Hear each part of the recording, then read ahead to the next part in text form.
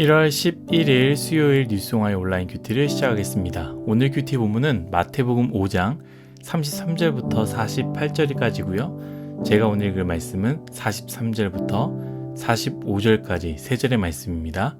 또 내 이웃을 사랑하고 내 원수를 미워하라 하였다는 것을 너희가 들었으나 나는 너희에게 이르노니 너희 원수를 사랑하며 너희를 박해하는 자를 위하여 기도하라.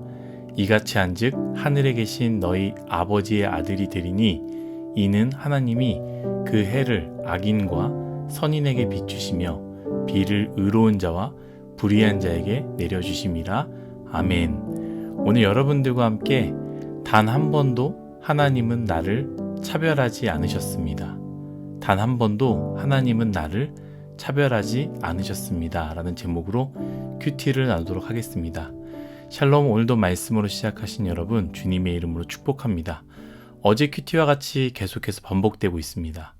과거에서부터 들었고, 아니 지금도 너희가 그렇게 들었고 생각해왔고 또 그렇게 행동했던 것들이 있었지만 그건 이 세상의 법칙이지 하나님 나라의 법칙이 아니다라고 말하고 있습니다. 새로운 나라가 오면 과거의 나라와의 방식은 부딪힐 수밖에 없습니다.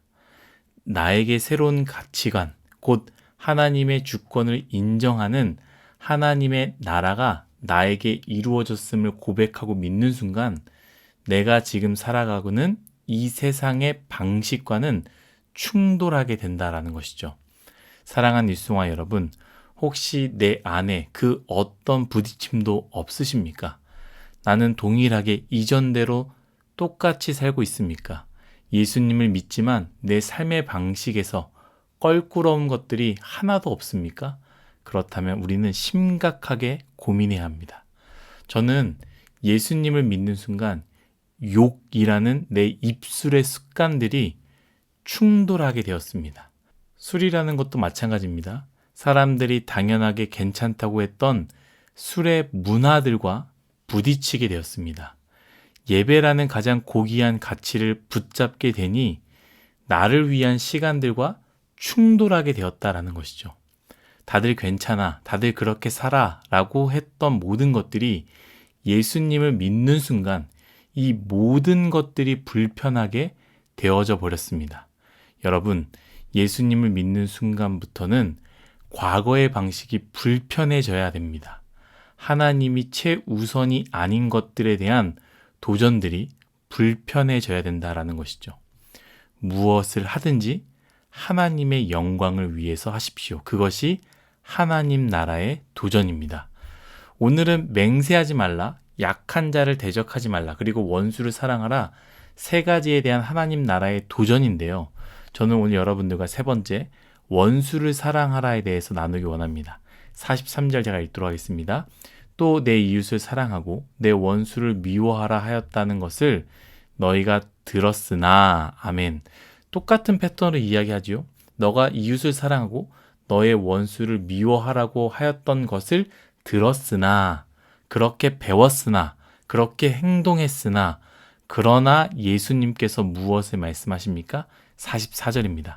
나는 너희에게 이르노니 너희 원수를 사랑하며 너희를 박해하는 자를 위하여 기도하라. 아멘.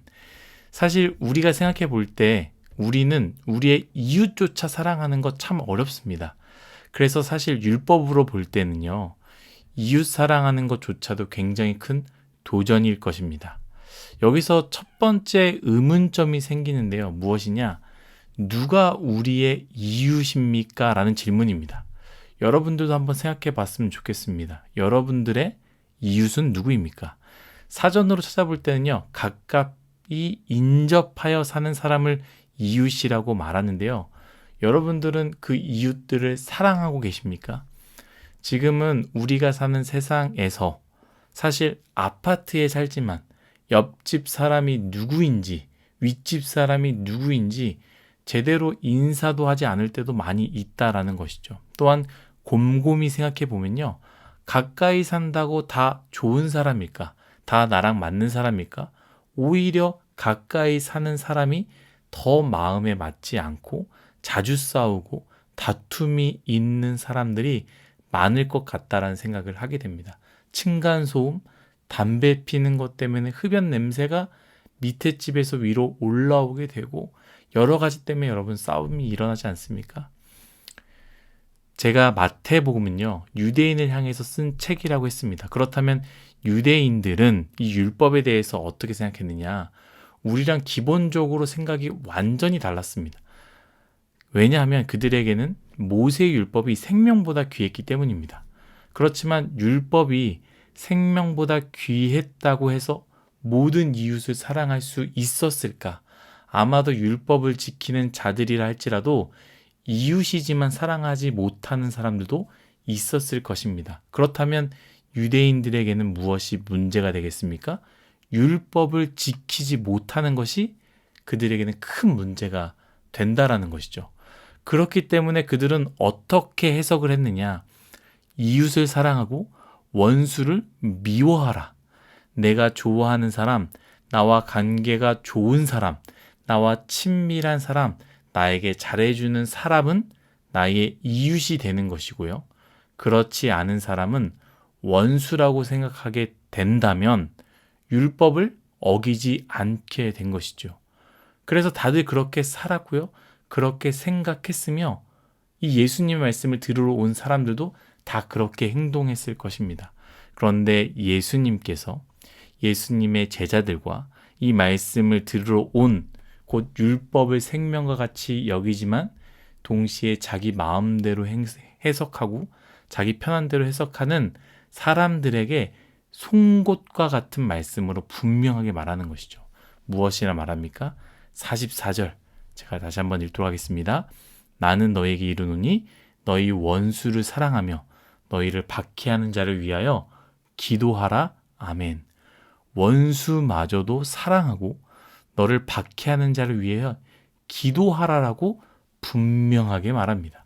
여러분, 예수님께서 말씀하십니다. 하나님 나라에서는 원수조차도 사랑해야 된다라고 말합니다.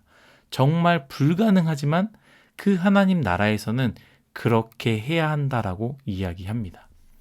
저는 이 말씀을 읽고 묵상하는데 참 불편했습니다. 왜냐하면 목사인 저도 그렇게 살기 어려우니까 마음이 불편한 것이죠. 그런데 이 말씀을 묵상하고 또 묵상할 때 얼마나 은혜가 된지 모릅니다. 여러분, 이 뒤에 있는 말씀을 잘 들어보십시오. 그리고 곰곰이 묵상해 보시기를 바랍니다. 45절 말씀입니다. 이같이 한즉 하늘에 계신 너희 아버지의 아들이 되리니 이는 하나님이 그 해를 악인과 선인에게 비추시며 비를 의로운 자와 불의한 자에게 내려주심이라. 아멘. 무슨 말씀입니까?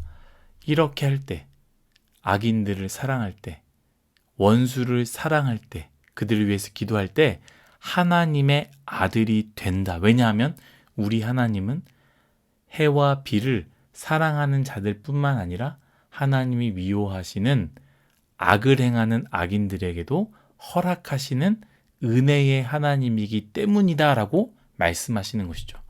저에게 은혜가 되는 것은 무엇이냐? 첫 번째, 하나님은 우리가 예수님을 만나기 전 죄악 속에 살았던 우리를 단 한 번도 잊으신 적이 없다라는 것이죠. 하나님이 싫어할 만한 생각과 행동들, 남들에게는 걸리지 않았지만 품고 있었던 악한 것들, 사람들에게 드러나면 얼굴조차 들지 못하는 인생이 될 수밖에 없는 그러한 죄인이었는데요. 하나님은 그렇다고 우리를, 아니 저를요, 저를 포기하지 않으셨습니다. 차별하지 않으셨습니다. 나의 죄는 미워하셨지만 하나님은 나를 사랑하셨습니다. 죄가 있다고 해서 나에게 불행만을 허락하지 않으셨고요. 더럽다고 또 아주 더러운 죄인이었지만 저에게도 행복을 허락하셨고 따뜻함을 허락하셨습니다. 좋은 사람을 만나게 하셨고요. 좋은 추억도 허락하셨습니다. 예수님 잘 믿는 사람에게만 해와 비를 허락하지 않았다라는 사실, 얼마나 은혜입니까? 두 번째는요, 그런 나를 포기하지 않으시고 그분의 아들 예수님이 나를 죽기까지 사랑하셨다는 것입니다. 원수인 나를 사랑하고 원수인 나를 위해서 기도하는 것. 예수님, 곧 하나님의 아들이신 예수님이 우리를 그렇게 사랑하셨다라는 것입니다.